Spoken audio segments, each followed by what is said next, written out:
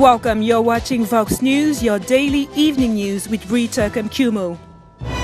Our headlines today: Senegalese doctors choose to continue treating COVID-19 patients with the controversial drug hydroxychloroquine.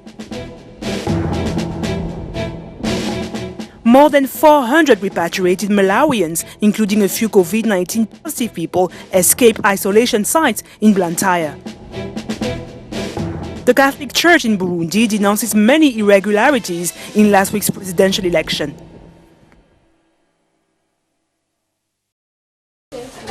Our top story today: Senegalese health authorities said on Wednesday they will continue treating consenting COVID-19 patients with hydroxychloroquine despite safety concerns raised by a recent study. Professor Moussa Seydi, infectious disease specialist in charge of coordinating the management of COVID-19 patients, confirmed this decision to continue using the anti-malarial drug, citing positive clinical results. Senegal's decision comes after the World Health Organization decided earlier this week to temporarily suspend enrollment for trials using hydroxychloroquine carried out across many countries, following the publication last week of a study in The Lancet, a British scientific journal, indicated that using the medicine on coronavirus patients could increase their chances of dying. Senegal is not the only African country to continue using hydroxychloroquine for the treatment of coronavirus patients. In Central Africa, Chad has also chosen to maintain for the time being the protocol of treating patients with hydroxychloroquine associated with the antibiotic azithromycin, according to Professor Ali Moussa, in charge of the management of the disease. Professor Moussa added that unless further research is conducted with conclusive results following the safety concerns raised by the Lancet study, his team will maintain its treatment protocol. In Malawi, 441 repatriated nationals escaped from 2 quarantine and isolation sites in the country's capital city, Blantyre, on Wednesday.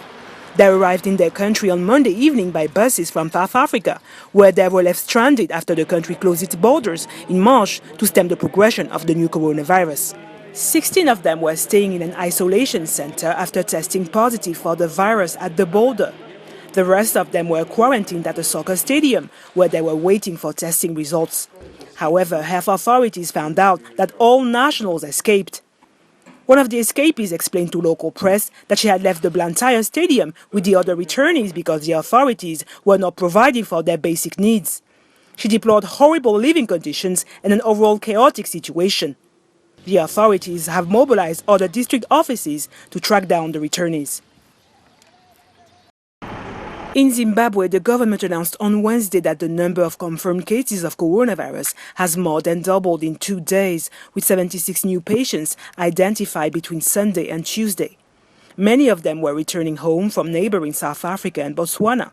With a population of about 14 million inhabitants, Zimbabwe has officially registered 132 positive cases of virus contamination, including 25 recoveries and 4 fatalities.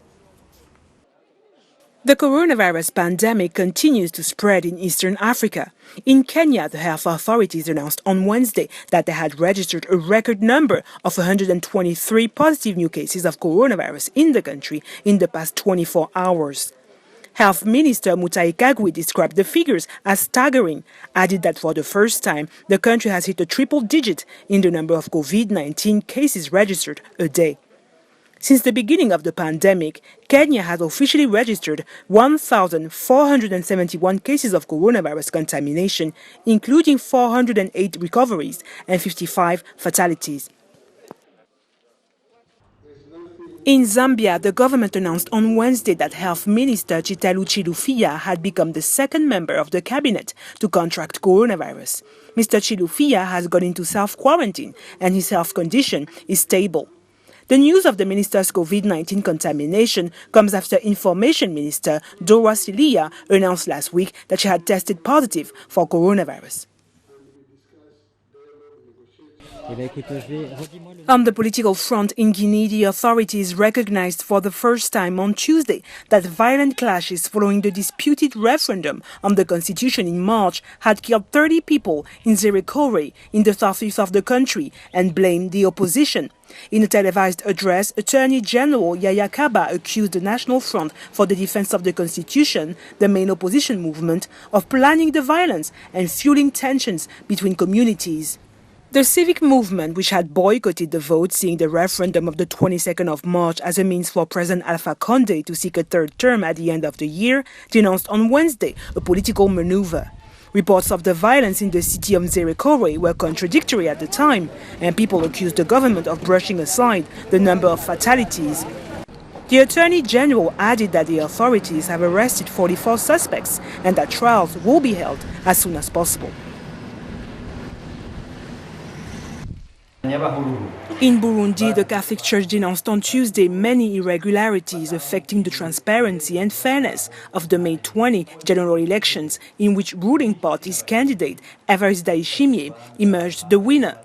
The first church of the country, which managed to deploy over 2,000 observers in targeted offices in all communes on polling day, denounced, among other things, the stuffing of some ballot boxes, voting in place of the deceased and refugees, or multiple proxies. The religious leaders also lamented the absence of representatives from polling stations, the intimidation and pressure exercised on some voters by administrative officials who, they say, followed them inside the polling booth. The Catholic Church statement contrasts with the joint statement issued on Wednesday by Burundi-based diplomats, which makes no mention of possible irregularities and calls on contestants to seek legal remedies to challenge the election result. In the Democratic Republic of the Congo, the judge of a high-profile corruption trial involving President Félix Tshisekedi's chief of cabinet died suddenly overnight on Tuesday of a heart attack, police reported on Wednesday. Raphael Yanni was overseeing Vital Kamere's trial, broadcasted live on national television as recently as Monday. Local residents are suspicious about the circumstances of his death. It's the case of the presiding judge of Gombe High Court, the man who is leading the proceedings in the Makala prison show trial. He has just died a sudden death, and that's why people are rushing here. We cannot understand how this judge who was leading the trial on Monday has died so suddenly. I know that with the functioning of the justice system, it will have to be replaced by someone else. But what I don't know was the strategy to eliminate him and replace him with someone who would be more pliable by comparison. I don't know, but it might cause an uproar in this country. He is a victim of the politics of the nation because he knew about the 100-day affair of the head of state. And as he was the natural judge, the presiding judge who was at the base of that trial, this unexpected death shows that he is a victim of the corruption of this country. Some members of the opposition are demanding answers. We therefore demand an autopsy with Congolese experts, United Nations experts and experts from the international community and defenders of human rights, so that we can understand the reason for this sudden death. Vital Kamere's graft trial is unprecedented in the Democratic Republic of the Congo's recent history. The president of the African Development Bank, Akinwumi Adesina, responded on Wednesday to the accusations of corruption made against him, stating that he is innocent and vowed to continue working after Washington requested an independent investigation into the case last week. Mr. Adesina denounced attempts to tarnish his reputation and said he will continue to work with all of the bank's shareholders. His comments came after the United States, one of the main shareholders of the African Development Bank, requested a thorough investigation into nepotism allegations by an independent external investigator.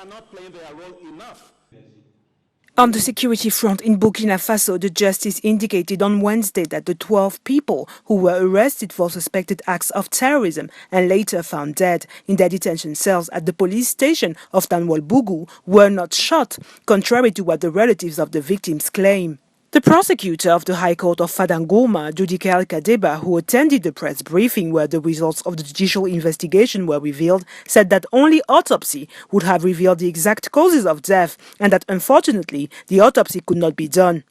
Last week, President Christian Kabore deemed their death unacceptable and promised severe punishment at the end of the investigations. On the football scene, the Tunisian Football Federation announced on Wednesday that the Football Championship will resume behind closed doors in August to complete the 2019-2020 season after being suspended in early March due to the coronavirus pandemic. The training sessions will also resume behind closed doors in early June. Matches and training will only be allowed for Professional Leagues 1 and 2. The launch of the next 2020-2021 Football League 1 season is scheduled for October. Finally, the Nigerian Football Federation announced on Wednesday on Twitter that it had extended by 2 years the contract of the Super Eagles coach Gernot Rohr. The Franco-German coach, in charge since 2016, qualified Nigeria to the 2018 World Cup in Russia and the 2019 Africa Cup of Nations in Egypt, where the team ranked third. 66-year-old Rohr is expected to lead the Super Eagles to qualification for a 7th World Cup finals and the 2021 Africa Cup of Nations in Cameroon. That's it for today. Thank you for watching Vox News.